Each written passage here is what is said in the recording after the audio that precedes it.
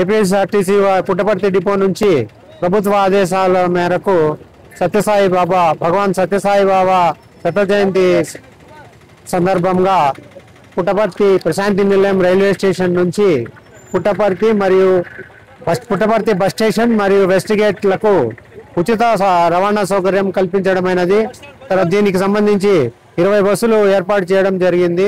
తర్వాత ఈ బస్సులలో పుట్టపర్తి రైల్వే స్టేషన్ నుంచి ఉచితంగా Puttaparthi west gate bus station వరకు ప్రయాణించవచ్చు. మరియు తిరిగి అక్కడి నుంచి కూడా రైల్వే స్టేషన్ కి ఏర్పాటు చేయడమైనది. భక్తులు సత్యసాయి సందర్శనార్థం వచ్చే భక్తులు ఈ సౌకర్యాన్ని వినియోగించవలసిందిగా కోరడం. 20 బస్సులు ఏర్పాటు చేయడం జరిగింది. నిన్నటి నుంచి అంటే 14వ తారీఖు నుంచి పెట్టడం జరిగింది.